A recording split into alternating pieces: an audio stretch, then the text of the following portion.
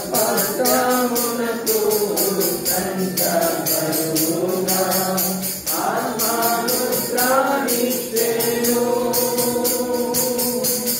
మా స్పష్టమునకు సంచకరుగా ఆత్మానుగ్రహించెను. మనోనేత్రములు వెలిగించి మాకు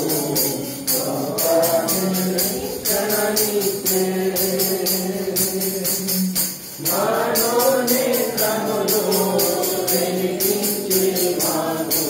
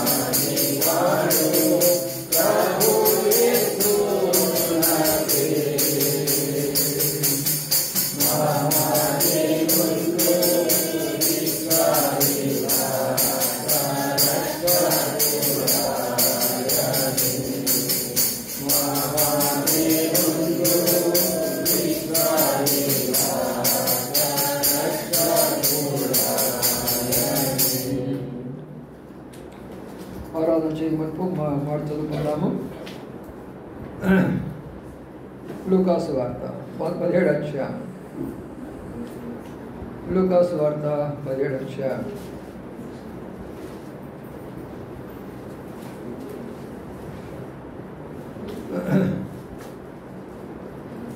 పదమూడు నుంచి 19 వరకు మార్చి చదువుకుంటాం.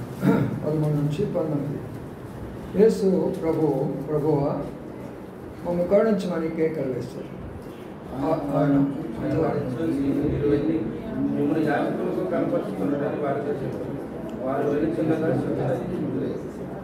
గొప్ప శబ్దంతో దేవుని మహిమపరచుచు తిరిగి వచ్చి ఆయన కృతజ్ఞతలు చెల్లించుచు ఆయన పాదముల యొద్ద సాగిలపడిన వాడు సమరుడు. అందుకు యేసు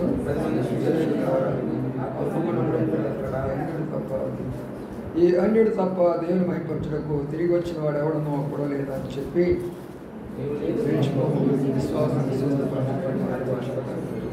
చదవని లేఖన భాగాన్ని ప్రభాషణ నుంచి దీవించును గాక. ప్రేమల మా పడవ తండ్రి, నమ్మకాన్ని మా దేవానికి స్తోత్రాలు చెల్లించుకుంటున్నాం. ఈ యొక్క ప్రభా ఉదయకాల సమయంలో మిమ్మల్ని పాటల ద్వారా ఆరాధించడానికి వచ్చిన బిడ్డలందరూ బట్టి స్తోత్రాలు. మా తండ్రి మా ప్రభా మీ యొక్క వాక్యం ద్వారా మీరు మాతో మాట్లాడుతున్నామని ప్రార్థిస్తుంటున్నాం. ఆ రీతిగా మీరు మిమ్మల్ని ఆరాధించడానికి సహాయం చేయమని ప్రార్థిస్తుంటున్నాను. ప్రభా మా తండ్రి మా ప్రభా మీరు మీ దాసును అభిషేకించి మీ దగ్గర మాటలు దయచేయమని వేడుకుంటూ వచ్చిన ఏ ఒక్కరు కూడా అక్కడికి వెళ్ళకుండా వారి ఆరాధనను మీకు సమర్పించి మీ ద్వారా దీవెన ఆశీర్వాదం పొందట్లో సహాయం చేయమని వేడుకుంటూ యేసు పరిశుద్ధ నామమున స్తుతించి ప్రార్థించి గణపరిచి వేడుకుంటున్నాము తండ్రి. ఆమేన్. ఇక్కడ మనం గమనించే విషయం ఏంటంటే, మనం ఆరాధించినప్పుడు ఆరాధనను ప్రభు ఎలాగా చూస్తున్నాడు, రెండవదిగా ఆ ఆరాధన గురించి ప్రభు ఎలాగా సాక్షిస్తున్నాడు అనే విషయాల గురించి ఇక్కడ రాయబడుతూ వచ్చింది. ఇది మొదటి విషయాన్ని మనం జ్ఞాపకం చేసుకున్నాం. అంటే దాని అర్థం ఏంటంటే, మనం వెళ్తాము చర్చికి, మరి ఆరాధన చేస్తాం కదా, అది ఏదో ఒక అలవాటు అయిపోయిందా, లేక అది ఒక ఆచారం అయిపోయిందా, లేదా నలుగురు చేస్తున్నప్పుడు నేను కూడా చేయాలా అనేటటువంటి ఉద్దేశంలో చాలామంది ఉంటారు. అందుకని ఆరాధన ప్రాముఖ్యం వాళ్ళకి తెలియదు కాబట్టి వారు ఆరాధనలో ఎప్పుడంటే అప్పుడు వస్తూ ఉంటారు. ఆ తర్వాత మరి చాలా నిర్లక్ష్య వైఖరిలో ఉంటారు. అయితే ఇక్కడ తెలిసినటువంటి వారు ఎలాగా ఉంటారో చూద్దాం రండి. ఇక్కడ ప్రభు ఏం చేస్తున్నాడు ఇక్కడ మనం గమనించినట్లయితే, ఆయన మరి కొంతమంది కుష్ఠరోగులు ఆయన దగ్గరికి వచ్చినప్పుడు ఆయన వాళ్ళను స్వస్థపరిచినాడు. 10 మంది వచ్చారు. ఈ 10 మంది కుష్ఠరోగులు వచ్చినప్పుడు ప్రభు వాళ్ళని అందరినీ స్వస్థపరిచాడు. అందరూ స్వస్థపరిచినప్పుడు వారిలో ఒక్కరు మాత్రమే ప్రభు దగ్గరికి వచ్చినట్లు కనబడతారు. అంటే మొట్టమొదటి విషయం మనం జ్ఞాపకం చేసుకున్నది ఏంటంటే, దేవుడు అందరినీ కాపాడుతాడు, వారమంతా అందరికీ మేలు చేస్తాడు, అందరినీ పోషిస్తాడు, అందరినీ సంరక్షిస్తాడు, అందరికి అన్ని విధాలా సహాయం చేస్తాడు. కానీ 90% క్రైస్తవులు ఏమైపోతున్నారు, అంతటితోనే తృప్తి అయిపోతుంటున్నారు.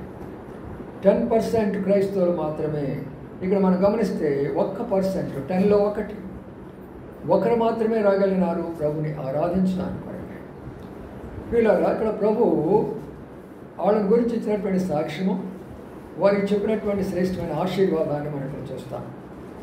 ఎవరైతే నమ్మకంగా వచ్చి ప్రభు చేసినటువంటి మేలును, ప్రభు చేసినటువంటి ఉపకారాలను వాటన్నిటినీ కూడా జ్ఞాపకం చేసుకొని వారం దినాల్లో ప్రభువా నీవు నాకు ఇంతగా కాపాడేవా, ఇంతగా సహాయపడినావా, ఇంతగా నా విషయంలో కృతిపించేవా, కాబట్టి ప్రభువా మరి నీకు నేను కృతజ్ఞుడై ఉండి కృతజ్ఞరాలునై ఉండి నేను స్తుతిస్తున్నా, నేను ప్రభు దగ్గరికి రావాలి. అప్పుడు ప్రభు అంటున్నాడు, అక్కడ మనం గమనిస్తే, గొప్ప శబ్దముతో దేవుని మహిమపరచుచు తిరిగి వచ్చి ఆయనకు కృతజ్ఞాస్తులు చెల్లించుచు ఆయన పాదం మీద సాగిలపడెను అనే మాట జ్ఞాపించింది. ఇక్కడ తను ఎలాగ చేస్తున్నాడు, ప్రభువును మహిమపరుస్తున్నాడు, ప్రభువును మహిమపరుస్తున్నాడు. అంటే ప్రభు మహిమపరుస్తున్నాడంటే ఈ రోజుల్లో మనం చూస్తున్నాం కదా, ప్రభు మహిమపరుస్తాం అందరు చేతులు ఎత్తండి అంటారు.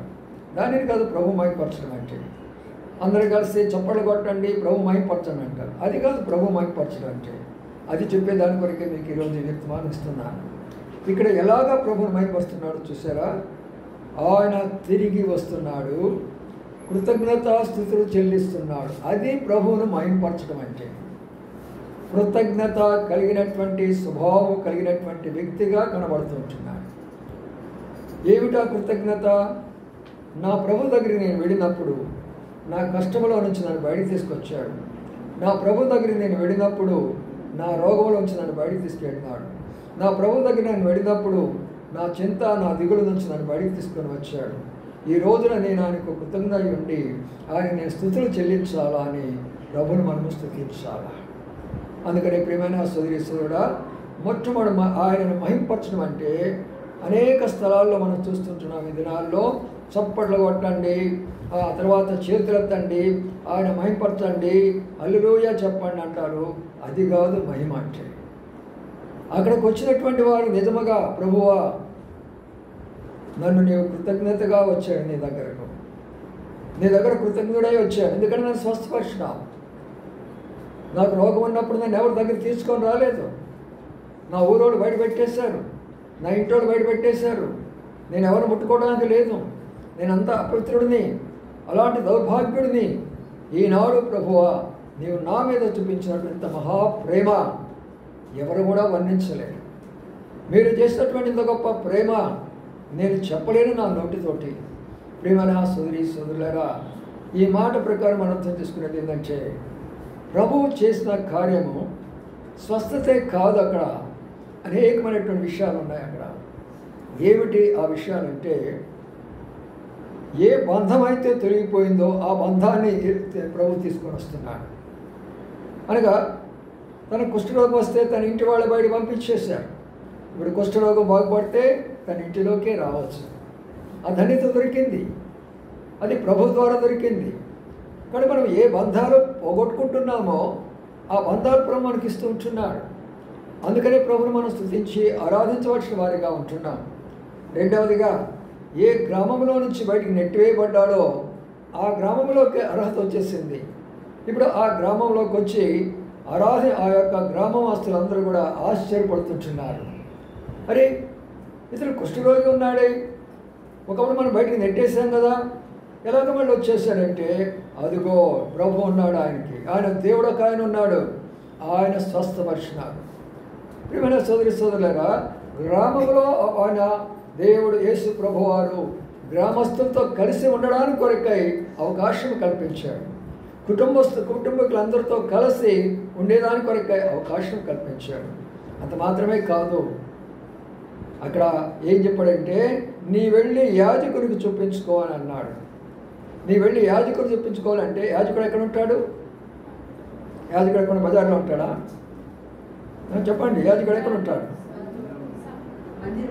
గుడుల్లో ఉంటారు యాజకులు, చర్చిలో ఉంటారు యాజకులు, మౌలలే వాళ్ళ యొక్క వాటిల్లో ఉంటారు. కాబట్టి ప్రియమైన సోదరి సోదరులారా, యాజకుల దగ్గర పంపిస్తున్నాడు అంటే దాని అర్థం ఏంటంటే తిరిగి నీకు దేవాలయం ప్రవేశం నేను ఇస్తున్నాను, దేవాలయం ప్రవేశం నీకు ఇస్తుంటున్నాను. ఒకప్పుడు దేవాలయంలోకి నేను రానివ్వలేదు, నిన్ను అడుగు కూడా పెట్టనివ్వలేదు. పూజారులు వచ్చాడు, నిన్ను నెట్టేసేసారు, లోనికి రావద్దన్నారు, ముట్టుకోవద్దన్నారు, నేను తీసుకెళ్ళండి ఊరవతల వేసేసేయమని చెప్పేశారు.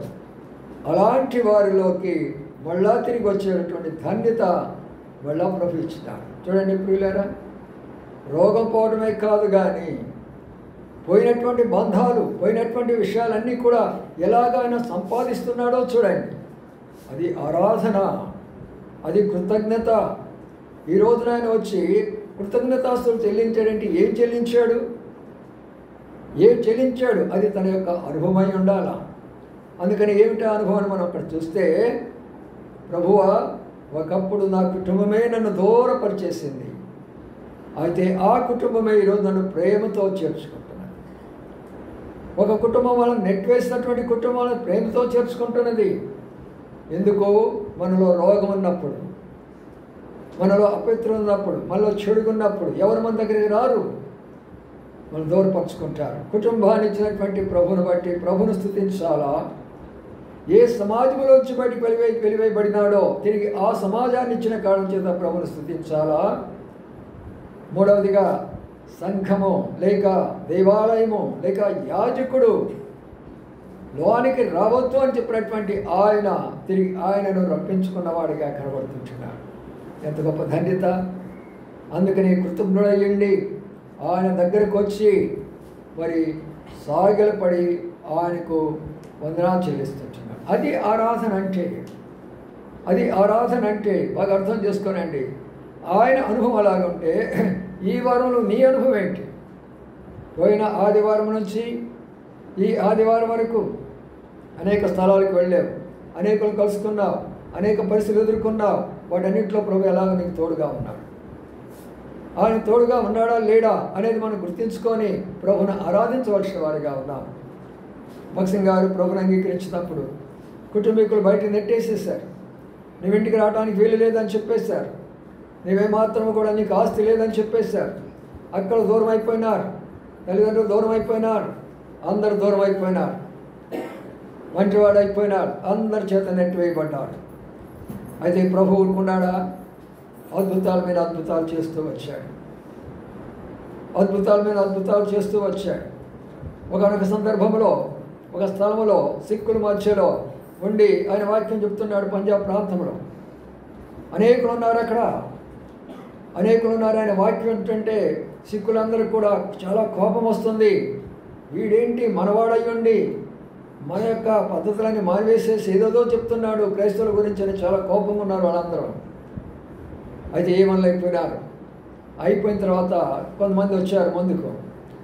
నువ్వేం పెద్ద భక్తుడిలాగా చెప్తున్నావే, నువ్వేం పెద్ద మరి నువ్వు ఒక్కడే పరలోకాన్ని పోయి వాడికి చెప్తున్నావే, మీ అమ్మ నాన్న నేర్పించమని బైబిల్ చెప్పిందా?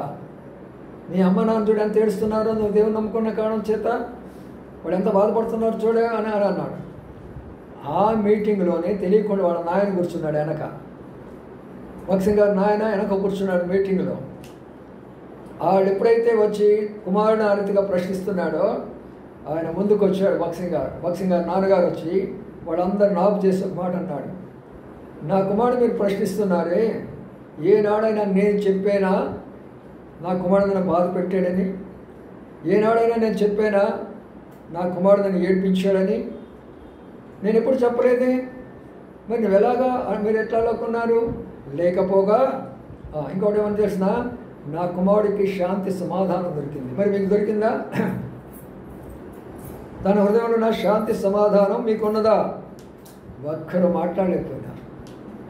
చూడండి, దేవుడు చేసే కార్యాలవి అది మన యొక్క అనుభవము.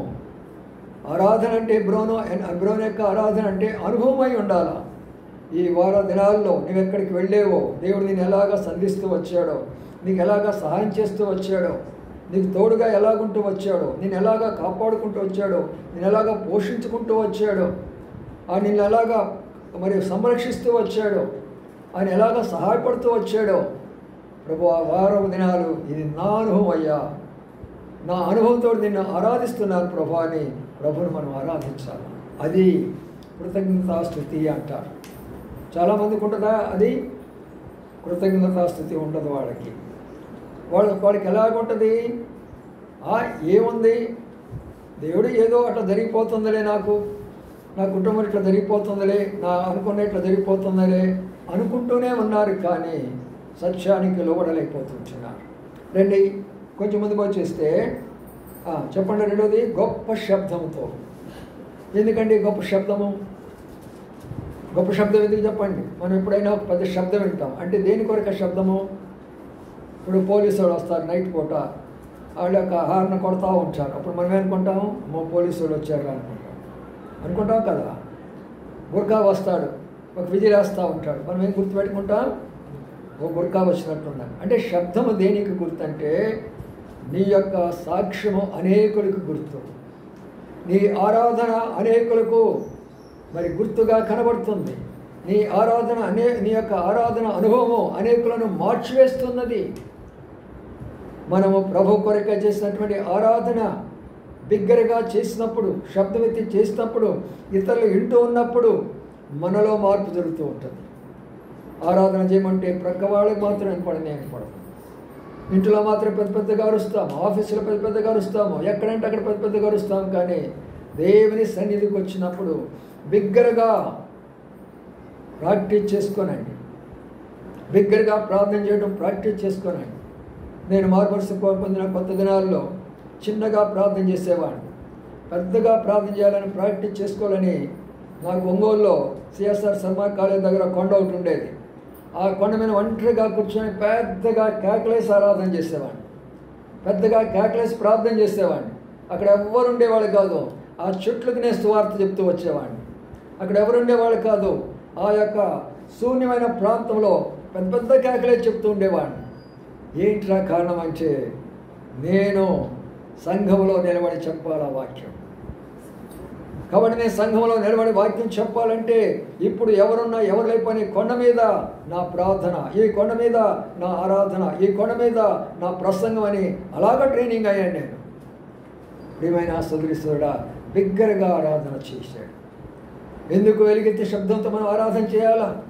నీ ఆరాధన అనేకుల మీద పడుతుంది. మన ఆరాధన అనేకుల యొక్క జీవితాలను మారుస్తుంది. అవునా? ఆ సహోదరు ఇలాగా ఆరాధన చేస్తుంటే నిజంగా నా హృదయం ఎంత కరిగిపోయిందో, ఆ సహోదరుడు ఇట్లాగా ఆరాధన చేస్తుంటే అంతగా నా హృదయం కరిగిపోయిందో. ఇంత దేవుడా, వాడు దేవుడు ఇంత గొప్ప దేవుడా, ఇంతగా వారంలో సహాయపడినాడా? ప్రయాణంలోనూ, భోజనంలోనూ, ఆరోగ్యంలోనూ, అనేకమైనటువంటి యొక్క పరిస్థితుల్లో ఆ రీతిగా వాడు దేవుడు సహాయపడినాడు. కాబట్టి ప్రియులారా, అనుభవంతో బిగ్గరగా ఆరాధిస్తాము. అందుకని భక్సింగ్ గారు ఎప్పుడు చెప్తుండేవాడు, loud voice loud voice loud voice అంటాడు. అనగా బిగ్గరగా బిగ్గరగా మీ ఆరాధన మీ కొరకు కాదు, సంఘం వినాలా మీ ఆరాధన. సంఘం వినాలా మీ అనుభవాలు. మీరు చేసే ఆరాధన అనేకులకి మాదిరికరంగా ఉండాలా. అప్పుడు దేవుడు ఆశీర్వాదం ఇస్తాడు ఆరాధనకు. చూడండి, ఆ మాట కూడా ఇక్కడ మనం చూద్దాము. కృతజ్ఞతలు చెల్లించుతూ ఆయన పాదాల యొద్ద ఏం చేశాడంట? ఆయన పాదాల దగ్గర సాగిలపడ్డాడంట. ఇక్కడ ఒక విషయాన్ని మనం అర్థం చేసుకుందాం. మరి ఆయన దగ్గర నిలబడి ఇట్లా నమస్కారం పెట్టవచ్చు కదా, ఆయన దగ్గర నిలబడి ఇట్లా నమస్కారం పెట్టవచ్చుగా. మరి ఏం చేస్తున్నాడు ఆయన? పాదాల దగ్గరికి వస్తున్నాడు. అంటే దాని అర్థం ఏంటి? ఎంతగా తగ్గించుకున్నాడు, ఎంతగా తగ్గించుకున్నాడో ప్రభు చూస్తాడు. నీవు నీ జీవితంలో ఎంతగా తగ్గించుకున్నావో, నీ కుటుంబ జీవితంలో ఎంతగా తగ్గించుకుంటున్నావో. మనం మన యొక్క ఆఫీసులో కానీ, మనం చేసే పని దగ్గర కానీ మన జీవితము తగ్గించబడినప్పుడే వారిలో ఎంతో మార్పు వస్తుంది. ఎదురు చూసినటువంటి వారు వీరు ఇంతగా తగ్గించుకోవడానికి కారణం ఏంటి? వారు తగ్గించుకోవడానికి అవసరం లేదే. ఎందుకు మరి ఆ కారణము?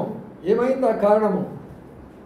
ప్రియమైన సోదరి సోదరులారా, అది పాదాల దగ్గరికి రావటం అంటే, అది పాదాల దగ్గరికి రావడం అంటే, ప్రభువా కేవలము నీ పాదాల దగ్గరికి వస్తున్నాను అయ్యా, నన్ను నేను హెచ్చించుకొని, నన్ను నేను ఘనపరుచుకొని, నేను నిలబడి నీకు నేను స్తుతులు చెల్లించలేదు. నీ పాదాల దగ్గరికి వస్తూ ఉంటున్నాను ప్రభువా. ఆరాధించమనుకో అనుభవాలు నేర్చుకుందాము. ప్రభు యొక్క పాదాల దగ్గరికి రావాలి. ఎప్పుడైతే మనం ప్రభు యొక్క పాదాల దగ్గరికి వస్తామో ప్రభు గమనిస్తాడు. ఈ బిడ్డ ఇంతగా తగ్గించుకున్నాడా, ఈ బిడ్డ ఇంతగా తగ్గించుకున్నాడా, ఇంత గొప్ప స్థాయిలో ఉండి కూడా ఇంతగా తగ్గించుకున్నాడా, ఇంత గొప్ప ఉన్నతమైనటువంటి యొక్క ధనవంతుడిని కూడా తగ్గించుకున్నాడా, ఇంత చదువుతుంది కూడా తగ్గించుకున్నాడా. అనేక సందర్భాల్లో నేను చెప్తూ వస్తాను. మరి హైదరాబాద్లో ఒక ఆయన ఉండేవారు, యేసురత్నం గారు అని ఒక ఆయన ఉంటాడు. ఆయన పని ఏంటంటే VBSలో పిల్లలకు సండే స్కూల్ యొక్క మరి ఆఫీస్కి ఆయన మొత్తము ఆ ఇన్ఛార్జిగా ఆయన పెట్టేశారు. దేనికి? సండే స్కూలు VBS అనగా వాళ్ళ పిల్లల కొరకై పెట్టారు. ఆ స్వయంగా నేను ఆ రూమ్లోకి వెళ్ళి నేను చూసిన విషయం మీతో చెప్తున్నాను. తర్వాత నేను తెలుసుకుంది ఏంటంటే, ఈ బ్రదరు ఇంత నమ్మకంగా చేస్తున్నాడే చిన్న పిల్లలను, ఈ చిన్న పిల్లలకి ఇంతగా సాక్రిఫై చేసి, ఈ చిన్న బిడ్డల కొరకు ఇంతగా ప్రయాసపడి ఆ చక్కని యొక్క పటాలు తయారు చేయించడము, వాటన్నిటికీ తగినటువంటి వాక్యాలు రాపించడము, ఇవన్నీ చేపిస్తున్నప్పుడు నేను ఆశ్చర్యపోయినాను. ఆశ్చర్యపోయి ఒకని అడిగాను. ఆ బ్రదరు పెద్ద ఆయన, అప్పుడు నాకంటే కూడా, ఆయన పేరేంటి అని అన్నాడు. యేసురత్నం గారే అని అన్నాడు. ఆయన సేవకుడేనా అని అన్నాడు. సేవకుడు కాదండి, ఇక్కడే కలెక్టర్గా పనిచేస్తున్నాడు హైదరాబాద్లో అన్నాడు. ఓ అమ్మ, నా గుండె కొట్టుకుంది ఇంకొకసారి. కలెక్టరా? ఎక్కడ పనిచేస్తున్నాడు? సండే స్కూల్లోనా? ప్రియమైన సోదరి సోదరులారా, తగ్గింపు జీవితంతో మనం ఆరాధించినప్పుడు ప్రభు ఆరాధన అంగీకరిస్తాడు. తగ్గింపు లేకుండా అహంకారంగా ఆరాధించకూడదు. వారు చేస్తారు ఆ పనిని కూడా, మనం చేయలేము. యూదులు చేస్తారు ఆ రకంగా. ప్రభువా, నేనే నీతిమంతుడిని, నేనే వారానికి 2 సార్లు ఉపవాసం ఉంచాను, నీ దశమ భాగం నమ్మకంగా ఇస్తాను ప్రభువా, నేను పదార్థాలు పాటిస్తాను, నా అంతటోళ్ళు ఎవరు కూడా లేరు ప్రభువా, నేనే నీతివంతుడని చేసిన వాళ్ళు లేరా? ఉన్నట్లేదా బైబిల్ గ్రంథంలో? లేదా? ఉన్నదా? ఇక్కడే ఉన్నది. అదే లోక సువార్త ప్రకటన 18వ అధ్యాయంలో చూస్తాను. చూసారా? మరి అలాంటి యొక్క అది ప్రభు ఏమన్నా అంగీకరించాడు? దాన్ని అంగీకరించలా.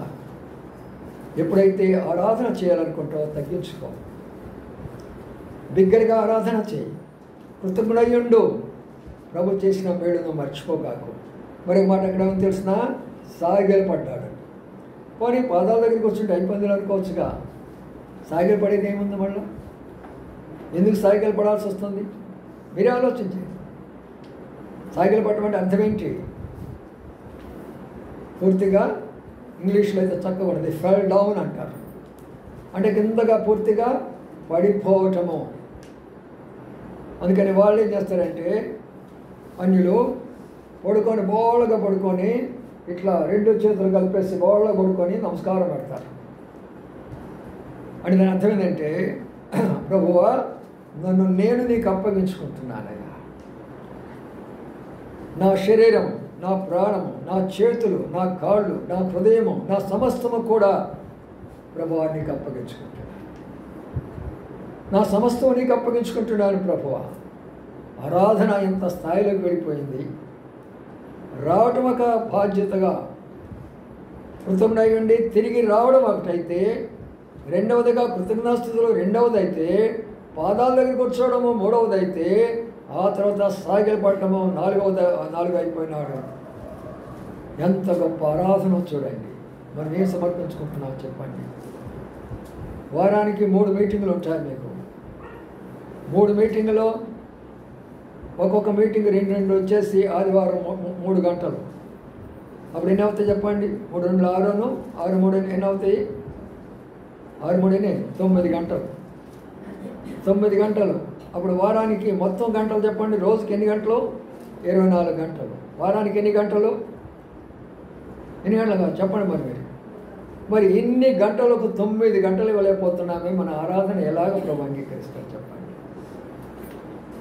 ప్రభు అన్నాడు స్పష్టంగా, కైసరికి ఇవ్వండి, దేవునికి తెలుసు కాదు. కైసరు అంటే ఏంటి? ఈ లోకము, మన ఉద్యోగము, మన చదువు, మన బాధ్యతలు, మనం చేయవలసినటువంటిది ఖచ్చితంగా వాళ్ళకి ఇచ్చినప్పుడు అదే ఖచ్చితంగా ప్రభు భాగాన్ని మనకి ఇచ్చేసేయాలి. ప్రభు సమయాన్ని మనకి ఇచ్చేసేయాలి. ప్రభు దగ్గరికి మనం వెళ్ళినప్పుడు 3 అడుగుతాడు ప్రియులారా. ఆయన దగ్గర నిలబడినప్పుడు 3 విషయాలు ఆయన మన గురించి అడిగేటటువంటి 3 విషయాలు. మొట్టమొదటి అడుగుతాడు, నేను ఇచ్చినటువంటి సమయాన్ని ఎలాగనో ఉపయోగించావు, దానిని బట్టి నీకు ఇచ్చే బహుమానము, నీకు ఇచ్చే తీర్పు జరుగుతున్నది. రెండవదిగా, నేను ఇచ్చినటువంటి తలాంతు నీకు ఇచ్చానే, ఆ తలాంతు నువ్వు ఎలాగ ఉపయోగించావు, దానిని బట్టి నీకు తీర్పు జరుగుతూ ఉంటుంది. మూడవదిగా, నేను ఇచ్చిన ధనము నీకు ఇచ్చానే, ఆ ధనాన్ని నువ్వు ఎలాగ ఉపయోగించినావు. ఈ 3ని ప్రభు దగ్గర నిలబడి అడిగినప్పుడు ఏం సమాధానం అని చెప్తాం? ఆత్మీయంగా ఎదుగుదాం. అందుకని ఇప్పుడు ఏమవుతున్నాడంటే, ఆయన పాదముల యొద్ద సాగిలపడెను, వాడు సమరయుడు. అందుకు యేసు 10 మంది స్తుతులైకారా, ఆ 9 ఎక్కడా? ఇక్కడ ఇంకో మాట అడుగుతున్నాడు. అక్కడ బాగా అర్థం చేసుకోనండి. ఆరాధన చేసేవారు, ఆ 9 ఎక్కడ? నీతో పాటు ఉన్నటువంటి మిగతా 9 మంది ఎక్కడా? నీవు వచ్చే ఆరాధనకి నీ భర్త ఎక్కడా? నీవు వచ్చే ఆరాధన నీ భార్య ఎక్కడా? భార్యాభర్తలు వచ్చినప్పుడు మీ బిడ్డలు ఎక్కడా? మీరు మీ యొక్క స్నేహితులు ఎక్కడా? మీరు చెప్పినటువంటి వాక్యం చెప్పిన మీ స్నేహితులు ఎక్కడా? మీతో బాగుపడినటువంటి వారు, మీతో రక్షణలోకి వచ్చినటువంటి వారు, మీ యొక్క బాప్తిస్మంలో పాల్పొందినటువంటి వారు, వారు మీతోనే ఉన్నారు కదా. వాళ్ళు ఎక్కడ? ఏ సమాధానం చెప్తాం మనం? ఏ సమాధానం చెప్తాం? అడుగుతాడు మనలను, వారు ఎక్కడా? చూసారా పిల్లారా? అందుకని ఇప్పుడు ఏమంటాడంటే, సరే వారి విషయం పెట్టేసేసేద్దరు. ఇప్పుడు ఆయన అంటున్నాడు, ఈ అన్యుడు తప్ప దేవుని మహింపరచులకు తిరిగి వచ్చిన వాడు ఎవడో కూడా అగుపడలేదా? అంటే దాని అర్థం ఏంటి? ఇప్పుడు బాగా అర్థం చేసుకోండి. ఇక్కడ లోతైనటువంటి సత్యం అని. ప్రభు ఆ వ్యక్తిని ఎలాగో చూస్తున్నాడు? అన్యుడిగా మాట ఉపయోగించాడు. అన్యుడిగా చూశాడు. అది మిగతా 9 మంది ఏమై ఉంటారు? మిగతా 9 మంది ఏమై ఉంటారు? ఇశ్రాయేలు జనాంగము, యూదా జనాంగము, ఇశ్రాయేలు జనాంగం, నామకార్థమైన క్రైస్తవ జీవితం. అన్యుల్లో నుంచి రక్షించబడ్డవారు, విగ్రహాలు విడిచిపెట్టినటువంటి వారు, ప్రభు కొరకై సమర్పణ కలిగిన వారు, వారు నమ్మకంగా ఈనాడు ప్రపంచంలో గొప్ప సేవ చేస్తుంటున్నారు. అందులో దైవజనుడు భగత్ సింగ్ గారు ఒకరు, సాధు సుందర్ సింగ్ గారు ఒకరు, కిషన్ సింగ్ గారు ఒకరు, మరి అనేక మంది ప్రపంచంలో ఏసన్న గారు ఒకరు. మరి వీళ్ళందరూ కూడా అన్ని జనాంగాల నుంచి వచ్చినటువంటి వారే. వారి పేర్లు కనబడుతున్నాయి కానీ క్రైస్తవుల పేర్లు ఎక్కడ కనబడుతున్నాయి అంటే, ఇదిగో లూథరన్ చర్చిలో, ఇదిగో బాప్టిస్ట్ చర్చిలో, ఇదిగో పెంతెకోస్తు చర్చిలో ఇక్కడ కనబడుతున్నాయి. వీళ్ళు ఒక్కసారి అర్థం చేసుకోండి. ఈ అన్యుడు తప్పక అన్యులకు దేవుడు ఒక శ్రేష్టమైనటువంటి అవకాశం వారికి ఇచ్చాడు. నామకార్థమైనటువంటి వారు నామకార్థమైనటువంటి జీవితం జీవిస్తుంటున్నారు. మేము క్రైస్తవులమే, పుట్టుక మేము క్రైస్తవులమే అనుకుంటూ ప్రభు మా దేవుడే అనుకుంటూ, పరలోకం మాదనుకుంటూ ప్రభువు దూరం అయిపోతూ ఉంటున్నారు. కృతజ్ఞత లేనివారు. ఇప్పుడు ఏం జరుగుతుందంటే ఏముంది చెప్పండి, వాళ్ళకి ఏముంది? మొదటి పాయింట్, వాళ్ళకి ఆరోగ్యం వచ్చింది. రెండవది వాళ్ళ కుటుంబం బాగుంది. మూడవది సమాజం బాగుంది. అది లేనిది చెప్పండి. ఇప్పుడు లేనిదేది దేవాలయమో, యాజకుడు లేడు వాళ్ళకి. క్రైస్తవ జనాంగమా, ఈనాడు మన పరిస్థితి అలాగనే ఉంది. ప్రభు చేసిన మేలుని బట్టి నీ కుటుంబంలో నువ్వు ఆనందభరితుడైపోతున్నావు. ప్రభు చేసిన మేలుని బట్టి నీ ఉద్యోగంలో ఆనందభరితురాలు అయిపోతూ ఉంటున్నావు.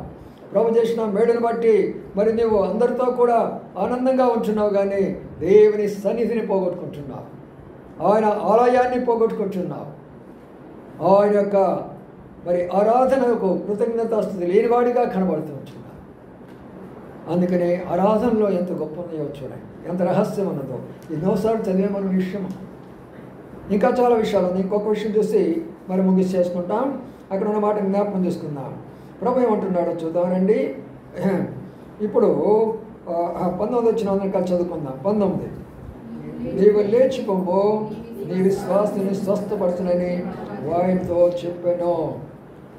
ఇప్పుడు ప్రభు ఆయనకి పర్మనెంట్, ఇక ఏమాత్రం కూడా రోగం నీ దగ్గర రాకుండా నీవు లేచిపో, నువ్వు స్వస్థపరచబడతావు పూర్తిగా. ఇక ఏమాత్రం వల్ల నేను అది ముట్టుకోదు.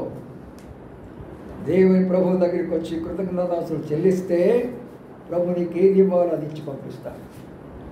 అది చాలామందికి తెలియదు. ఆ విషయం చాలామందికి ఆ విషయం తెలియదు. నేను నా ప్రభు దగ్గరికి వెళ్ళి ఆ ప్రభు నేను ఆరాధిస్తే ఆ ప్రభు నాకేమిస్తాడు, ఆ ఇచ్చేది ఎలాంటిది అనే విషయాన్ని కూడా మర్చిపోతున్నా. అందుకని నీవు లేచిపోము, నీ విశ్వాసం నిన్ను స్వస్థపరచునది. కాబట్టి ప్రియమైన సోదరి సోదరులారా, ప్రభు ఏమంటున్నానంటే పర్మనెంట్గా ఇక నీకు ఆ రోగం రాదు. నీకున్న సమస్య, ఎంతకాలం నుంచి బాధపడుతున్నావో, ఎంతకాలం నుంచి రోగంలో ఉన్నావో, ఎంతకాలం నుంచి బలహీనతలో ఉన్నావో, ఎంతకాలం నుంచి భక్తిహీనలో ఉన్నావో, ఎంతకాలం నుంచి చెడు పాపంలో చేస్తున్నావో, అది తిరిగి నీకు రానివ్వను. అది తిరిగి నీకు రానివ్వను. కాబట్టి ఏం చేయాలి? అప్పుడు నీవు కృతజ్ఞతాస్తుతులు చెల్లించావు. కాబట్టి ప్రియమైన సోదరి సోదరులారా, అందుకనే మనం ఈనాడు ప్రభు దగ్గరికి ఎందుకు వచ్చామంటే ఎన్ని అనుభవాలు ఉంటాయి ఆరాధన అంటే. అనేక పెద్ద సభలు మనం చూస్తున్నాం. ఆరాధన అంటే చేయలెత్తండి, చప్పట్లు కొట్టండి, హల్లెలూయా చెప్పండి, ఆమేన్ చెప్పండి, ఎగరండి, డ్యాన్సులు వేస్తున్నారు. బైబిల్ ఏముంది? ఆరాధన అంటే బైబిల్ ఏముంది? దేవుడు చేసిన మేళ్లకు దేవుని యొక్క మందిరానికి వచ్చి నోటితో పెద్ద శబ్దంతో ఆయన చేసిన ఉపకారాలు మర్చిపోకుండా ఆయనకు స్తోత్రాలు చెల్లించడమే గొప్ప విషయం అనే విషయాన్ని మర్చిపోతున్నాం. అందుకని ఉదయకాల సమయంలో ప్రభును మనం స్తుతించి ఆరాధించుకుందాం. కొన్ని సంవత్సరాల కిందట ఒక పెద్ద దైవ సేవకుడు ఒక ఆయన ఒక అరణ్య ప్రాంతంలో గుండా వెళుతూ ఉంటున్నప్పుడు చాలా చీకటి పడిపోయింది. ఆ ప్రాంతం అంతా కూడా చాలా చల్లగా ఉన్నది. మనలాగా మరి స్కూటర్లు, కార్లు ఆ దినాల్లో ఉండవు. మరి చిన్న బండి లాంటిది కట్టుకొని, ఒక పశువునేదో కట్టుకొని దాని మీద ఆ బండి మీద వెళుతూ వస్తారు సువార్త ప్రకటించడానికి. అలాగ వెళుతూ ఉన్నప్పుడు రాను రాను రాను రాను బాగా చీకటి పడిపోయింది. చీకటి పడిపోయిన తర్వాత జరిగిన విషయం ఏంటంటే, మరి ముందుకు పోవాలంటే చీకటి అయిపోతుంది, పైన భయంకరమైన చలి ఏర్పడిపోయింది. మరి ఆ యొక్క పశువు కూడా వెళ్ళలేకపోతున్నది. ఎందుకు ఇలా ఉందని ప్రక్కన ఆగిపోయింది. ప్రక్క నుండి చూస్తే ఆ ప్రక్కనే ఒక యవనస్తుడు కింద పడిపోయి గెలగెల కొట్టుకుంటున్నాడు. ఏంటబ్బా నా బండి ఆగిపోయింది, ఎందుకు ఇది ఆగిపోయింది అని చూస్తే ఆ గెలగెల కొట్టుకుంటున్నాడు. అప్పుడు ఓహో ఇందుకొరకే దేవుడు నన్ను ఆఫ్ చేశాడా అని ఆ దైవ సేవకుడు ఆ బండి దిగి కిందకు వచ్చేస్తే అతను ఆర్మీ ఆఫీసర్. అతని దగ్గర మరి అది ఉంది, తుపాకీ ఉంది. మరి ఏం జరిగిందో ఎవరైనా కాల్చారో ఏం జరిగిందో తెలియదు, కానీ అక్కడ పడిపోయినాడు, గిలగల కొట్టుకుంటున్నాడు. అప్పుడు ఆయన ఏం చేస్తే తెలిసిన, ఆయన లేపుకొని ఆ బండిలో తీసుకొని మరి ఆ బండిలో పెట్టుకొని నెమ్మదిగా తీసుకొని వెళ్ళి మరి ఆయనను మరి చీకటి పడిపోతున్నది కాబట్టి ఇప్పుడు ఏం చేయాలని చెప్పేసి దగ్గరలో నాకు హాస్పిటల్లోకి తీసుకొని వెళ్ళాడు. తీసుకొని వెళ్ళి ఆ గాయం కట్టేశాడు, మందేసేసాడు. అయ్యా నువ్వు ఇక్కడే ఉండు, నేను వెళ్ళిపోతున్నాను, నా ముందు పరిచయం ఉంది, నేను దేవుని యొక్క సేవకుని కదా, అందుకని నువ్వు ఇక్కడ ఉండమని చెప్పాడు. ఆయన అక్కడ ఉంచాడు. ఈయన వెళ్ళిపోయినాడు. వెళ్ళిపోయాడు. అక్కడికి వెళ్ళిన తర్వాత బాగా చీకటి పడిపోయింది, అర్ధరాత్రి దాటిపోయింది, పొగలైపోయిన తర్వాత ఇప్పుడు జరిగే విషయం ఏంటంటే ఆయన ఇంటికి చేరుకున్నాడు. ఆయన ఇంటికి చేరుకున్న వెంటనే ఈ యొక్క యవనస్తుడు, ఈ యొక్క సిపాయి హాస్పిటల్లో కొంచెం కోలుకొని, నేను పర్వాలేదు బాగానే ఉన్నాను, నేను కూడా నాకు వేరే డ్యూటీ ఉంది, నాకు వెళ్ళి నేను కూడా అక్కడ రిపోర్ట్ చేయాలా, నన్ను కూడా మీరు పంపించండి అని హాస్పిటల్ నుంచి డిశ్చార్జ్ అయ్యాడు. డిశ్చార్జ్ అయిపోయి వెళుతూ ఉంటున్నప్పుడు బాగా చీకటి పడిపోయింది. ఆ గ్రామం వచ్చేసింది. ఆ గ్రామం వచ్చిన తర్వాత ఆయన చెప్పాడు, ముందుగానే పాస్టర్ గారు చెప్పారు, ఫలానా గ్రామం నాదని చెప్పాడు. ఇప్పుడు అన్నాడు, చీకటి అయిపోయింది, ఇంక నేను వెళ్ళలేకపోతున్నానే, ఏం చేయాలా అని ఆలోచన చేసి ఆ ఊరోళ్ళని అడిగాడంట. అయ్యా ఇక్కడ ఒక పాస్టర్ గారు ఉన్నారే, ఆయన ఇల్లు ఎక్కడా ఉన్నారంట. అదిగో ఫలానా లైన్లో ఉంటాడండి ఆయన దగ్గరికి వెళ్ళు అన్నాడు. ఈ యొక్క కోలుకున్న యవనస్తుడు సిపాయి ఆ పాస్టర్ గారి ఇంటికి వెళ్ళాడు. అప్పటికి ఏం జరుగుతుందంటే ఆ పాస్టర్ గారు లేరు కాబట్టి ఆ ఇంటిలో దొంగలు పడ్డారు. ఆ తర్వాత పాస్టర్ గారు అక్కడ రాటుతోనే ఆయన పట్టుకున్నారు. అటువైపున ఇటువైపు పట్టుకొని కత్తులు పెట్టి చూపిస్తూ చేతులని కట్టేసేసేసి, మరి చెప్పు ఎక్కడున్నదో, ధనవంతా చెప్పు ఎక్కడున్నదో అని అటువైపున ఇటువైపున ఇద్దరు బలవంతంగా చేస్తూ ఉంటున్నారు. ఆ సమయంలో ఈ యవనస్తులైనటువంటి సిపాయి వెళ్ళి తలుపు కొడితే తలుపులో నుంచి శబ్దాలు వస్తున్నాయి, అరుపులు వస్తున్నాయి, కేకలు వస్తున్నాయి. ఏమిటి కేకలు అని ఆలోచన చేశాడు. ప్రక్కకు పోయినాడు, కిటికీలోంచి చూశాడు. ఏం జరుగుతుంది రానా? భయంకరమైనటువంటిది. పాస్టర్ గారిని అటు చేతులు కట్టేసేసి భయంకరంగా వాళ్ళు కొడుతూ ఎక్కడుందో చెప్పు డబ్బు అని బాధిస్తుంటున్నాడు. అప్పుడు యవనస్తులు ఏం చేశారంటే కిటికీను సువ్వలను లాగి పడేసేసేసి కిటికీలో గుండా జ్వరబడి లోనికి వెళ్ళాడు. తన దగ్గర ఉన్నటువంటి తుపాకీ తీసుకుని ఒకరిని కాల్చేసేసాడు. ఒకరిని కాల్చేటప్పుడు రెండోడు తలుపు తీసుకొని బడికి పరిగెత్తుకుంటా పోయాడు. అప్పుడు చూసినప్పటికీ పాస్టర్ గారు నోట్లో గుడ్డ పెట్టి ఉంది, చేతులు కట్టేసి ఉన్నాయి. వెళ్ళేసి ఆయన నోట్లో గుడ్డ తీసేసాడు, చేతులు కట్టడం తీసేసి, అయ్యా నువ్వేంటి ఇక్కడ అని అన్నాడు. అవును పాస్టర్ గారు, నేను ఆ పడిపోయినటువంటి స్థలంలో నన్ను ఎవరు పట్టించుకోకుండా ఆ చీకటిలో గడగడ వణుకుతూ ఉన్నప్పుడు నన్ను బండెక్కించుకున్నావు, నన్ను హాస్పిటల్ తీసుకెళ్ళావు, నన్ను ఎంతగానో పరామర్శించావు. నేను తిరిగి వెళుతున్నప్పుడు డ్యూటీలో రాత్రి అయిపోతే నేను చూద్దామని వచ్చాను, కానీ నీ పరిస్థితి చాలా బాధాకరంగా ఉంది, అందుకొరకే నేను మీ కొరకై పోరాడి వాళ్ళని పంపించాను అని కన్నీళ్ళతో చెప్పాడు. పాస్టర్ గారు కూడా కన్నీళ్ళు పెట్టుకున్నాడు. కృతజ్ఞతాభావం అంటే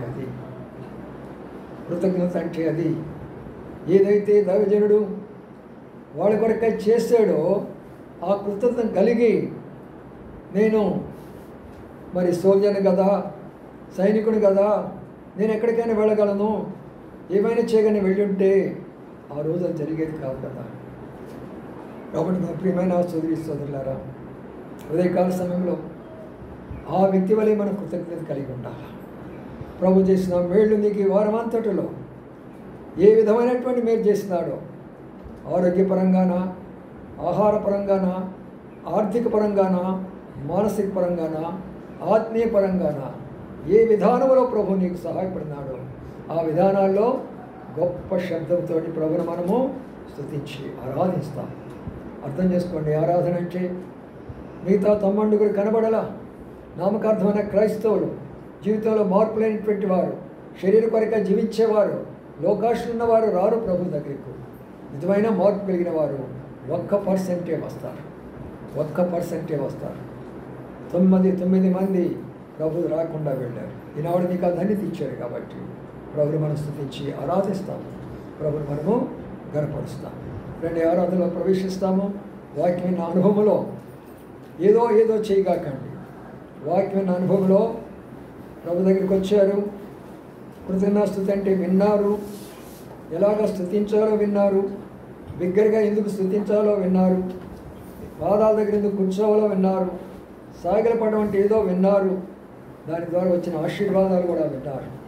అట్టి అనుభవంలో మనం ప్రభుని స్తుతించి ఆరాధించుకున్నాక అందరూ కూడా సాధ్యమైనంత వరకు రాగలిగిన వాళ్ళందరూ కూడా యవనస్తులు, మోకాళ్ళు అనగలిగిన వాళ్ళందరూ మోకాళ్ళు అనండి. నేను ఇప్పుడే ప్రయత్నం చేస్తున్నాను కొంచెంగా మోకాళ్ళుని ఆరాధన చేయడానికి, ప్రార్థన చేయడానికి. యవనస్తులారా మీరు కూడా బాగా ప్రయత్నం చేస్తారండి, సాగిలపడాలా ప్రభు దగ్గర, అప్పుడు దేవుని ఆశీర్వాదాలు మీకు ఉంటారు. సాగిలపడి మ్రోకెదము సాక్ష్యముతో ఆత్మలో మన ప్రభు యేసుని సాగిలపడి ఆరాధించుకుందాము. మొట్టమొదటిగా సండే స్కూల్ టీచర్ ఆరాధిస్తారు, ఆ తర్వాత ఇద్దరు సహోదరులు క్లుప్తంగా ఆరాధిస్తారు. అవసరంగా మనం చేస్తుంటున్నాం.